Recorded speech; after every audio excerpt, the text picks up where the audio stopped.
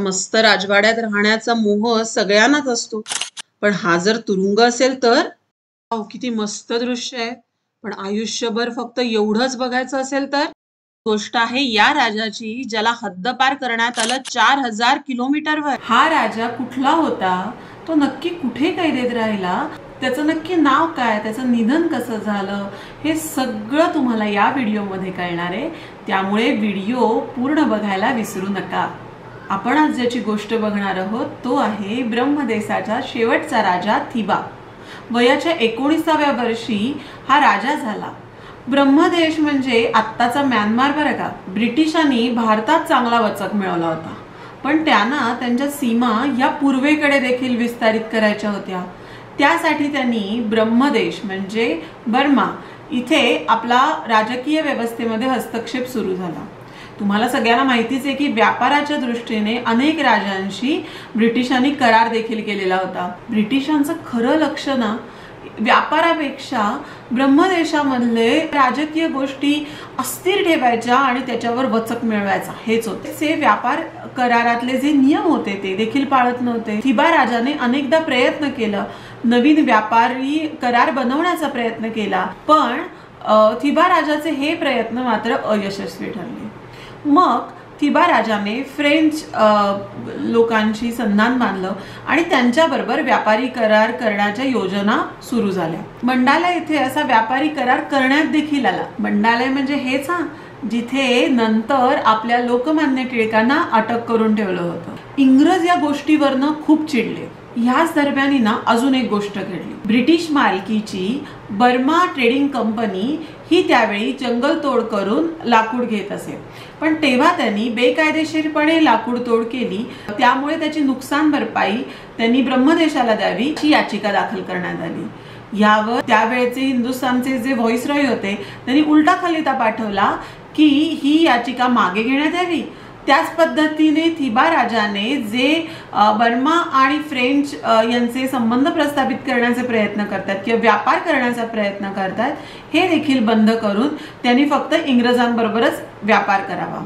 पण हे सगळं थिबा राजाला पटण्यासारखं नव्हतं, त्यामुळे त्यांनी याच्याकडे दुर्लक्ष केलं. ह्या सगळ्यामुळे इंग्रज चिडले आणि त्यांनी थिबा राजा हा कसा अनियंत्रित राजा आहे आणि कसा जुलमी राजा आहे, तो फ्रेंच लोकांच्या बरोबर जाऊन जनतेचं कसं नुकसान करतोय हे कारण पुढे करत त्यांनी ब्रह्मदेश आपल्या ताब्यात घेण्यासाठी हालचाली सुरू केली. थिबा राजाने देखील जनतेला प्रतिशोध घ्यायला सांगितला. त्यावेळेचे हिंदुस्थानचे व्हाईसरॉय लॉर्ड फेड्रिक यांनी ब्रह्मदेशावर फौज पाठवली आणि तिथे युद्ध झाले.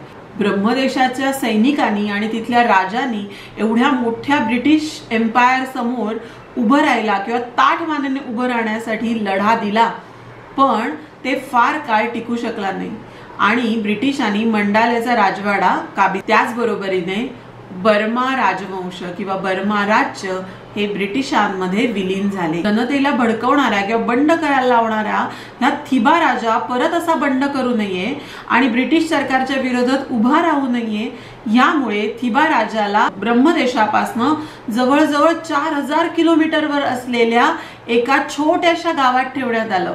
हे गाव कुठलं माहितीये? त्याआधी तुम्ही पूर्वा सूरज या चॅनलला सबस्क्राईब केलेत का? तुम्हाला जर असे वेगवेगळे विषय, वेगवेगळ्या जागा आणि वेगवेगळे गोष्टी ऐकायच्या असतील आणि त्या ऐकायला आवडत असतील, त्यामागचा इतिहास समजून घ्यायचा असेल आणि गोष्टींची मनोरंजकता देखील हवी असेल तर पूर्वा सूरज या चॅनलला नक्की सबस्क्राईब करा. व्हिडिओ आवडत असेल तर लाईक करा आणि कसा वाटतोय हे कमेंटमध्ये मला नक्की सांगा. आता आपण बघूया की त्यापुढे थिबा राजा कसा राहिला, कुठे राहिला आणि कसा निधन पावला. थिबा राजाने परत बंड करू नये यासाठी इंग्रजांनी त्याला रत्नागिरीत ठेवलं. रत्नागिरी, हापूस आंबे माहिती आहेत ना तुम्हाला, तर जवळजवळ त्याच्या राज्यापासून 4000 किलोमीटरवर रत्नागिरी सारखं छोटं शहर की ज्यामध्ये त्यावेळी दळणवळणाची साधनं देखील नव्हती, त्यामुळे लोकांशी त्याचा कॉन्टॅक्ट येणार नाही आणि तो वेगळा राहील. सुरुवातीला त्याला एका बंगल्यामध्ये ठेवण्यात आलं जो अगदी साधा होता, पण नंतर थिबा राजाने इंग्रजांना याचिका दिली आणि त्याच्यासाठी एक वेगळा राजवाडा बांधण्यात आला, ज्याला आज थिबा राजवाडा म्हणून ओळखले जातं. रत्नागिरीच्या अगदी मध्यवर्ती भागात जरी हा राजवाडा दिसत असेल तरी जेव्हा राजवाडा बांधण्यात आला तेव्हा तिथे लोकवस्ती नव्हती, कारण राजाचा कोणाशीही संबंध येऊ नये याची पूर्णपणे काळजी ब्रिटिशांनी घेतलेली होती. राजवाड्याच्या आम्ही जवळ पोचलो तसं तिथले वैशिष्ट्यपूर्ण स्थापत्य आम्हाला आवडायला लागलं आणि मग कळलं की हा राजवाडा हा ब्राह्मी शैलीमधला आहे. यामध्ये मोठ्या प्रमाणात जांभा दगड ह्याचा वापर करण्यात आलेला आहे. राजवाड्याच्या आतमध्ये जाऊन शूटिंग करायला परवानगी नव्हती, त्यामुळे बाहेरून जेवढा आम्हाला व्हिडिओ करता आला तेवढा आम्ही याच्यामध्ये केलेला आहे. पण यात देखील तुमच्या लक्षात येईल की राजवाड्यामध्ये खूप जास्त प्रमाणात लाकडाचा वापर आपल्याला केलेला दिसतो. म्हणजे अगदी लाकडाचे दरवाजे, लाकडाच्या तुळया तुम्हाला आता दिसत असतील तर लाकडाच्या खिडक्या, असंच खूप सुंदर सुतारकाम केलेलं आपल्याला याच्यामध्ये दिसून येतं. हा राजवाडा बघताना मला असं वाटलं की कोकणात मिळणारा जांभा दगड आणि ब्राह्मी शैली याचा सुंदर नमुना म्हणजे हा राजवाडा आहे. परंतु थिबा राजाच्या मृत्यूनंतर मात्र या राजवाड्याची अवस्था अतिशय दयनीय झाली होती. यातले अनेक सामान देखील लिलावामध्ये विकण्यात आले, पण राज्य सरकारने अलीकडेच काही कोटी रुपये खर्च करून याची दुरुस्ती आणि संवर्धन केले आणि त्यामुळे थिबा राजवाडा परत एकदा पर्यटकांना आकर्षित करतो आहे. त्याचप्रमाणे राजवाड्यात आता वस्तू संग्रहालय देखील सुरू केलंय. पुढच्या वेळी मी त्याचा व्हिडिओ देखील नक्की तुमच्यासाठी आणेन. रत्नागिरीत या राजवाड्यात राहत असताना राजाला राजवाड्याच्या बाहेर पडायची परवानगी नव्हती. तो कोणालाही भेटू शकत नव्हता, तो कोणाशीही बोलू शकत नव्हता, तो रत्नागिरीत फिरू देखील शकत नव्हता. फक्त हा एवढाच व्ह्यू होता, एवढंच दृश्य होतं जे बघायला त्याला परवानगी होती. या जागेला थिबा पॉइंट म्हणून ओळखलं जातं आणि रत्नागिरीतलं छान निसर्ग दिसणारं एक पर्यटन स्थळ आहे. 30 वर्ष रत्नागिरीत राहिल्यानंतर 19 डिसेंबर 1916 रोजी राजवाड्यामध्ये थिबा राजा याचा मृत्यू झाला.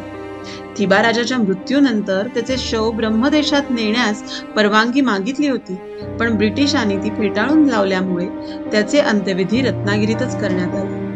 आज देखील शिवाजीनगरमध्ये थिबा राजा आणि त्याची बायको सुपायलाल यांची समाधी स्मारके पाहायला मिळतात. सुपायलाल यांच्या समाधी स्मारकावर ब्राह्मी लिपीमध्ये त्या गेल्या तेव्हाचा साल आणि संदेश आपल्याला वाचायला मिळतो. एकेकाळी सोन्याच्या सिंहासनावर बसलेला राजा जेव्हा नजर कैदेमध्ये अशा प्रकारे निधन पावतो तेव्हा ती घटना दुर्दैवीच म्हणायला हवी. तर ही होती आजची गोष्ट बर्मा राजघराण्यातल्या शेवटच्या राजाची, त्याच्या नजर कैदेची जी होती 4000 किलोमीटरवर, त्यांनी दिलेल्या ब्रिटिशांविरुद्ध लढ्याची, त्याच्या समाधी मंदिराची जे आज देखील स्वदेशात जाण्याची वाट पाहत आहे. कारण ही गोष्ट आहे म्हणून त्यात इतिहास आहे आणि यामुळेच या वास्तू बोलक्या आहेत. जर या फक्त वास्तू असत्या तर त्यात असतं फक्त दगड आणि माती.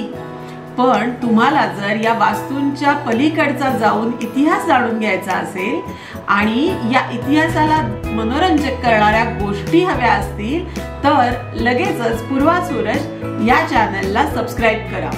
तुम्हाला जर व्हिडिओ आवडत असेल तर लाईक करायला विसरू नका आणि आम्ही बनवलेले व्हिडिओ बाकीच्यांबरोबर शेअर करायला देखील विसरू नका. हे व्हिडिओ कसे वाटले किंवा अजून अशा वेगवेगळ्या जागा जर तुमच्या गावामध्ये असतील तर कमेंट बॉक्समध्ये आम्हाला नक्की सांगा, म्हणजे आम्ही तिथे जाऊन देखील व्हिडिओ करू. कारण असंच फिरत राहू, भेटत राहू, वेगवेगळ्या गोष्टी शोधत राहू. तोपर्यंत बाय बाय.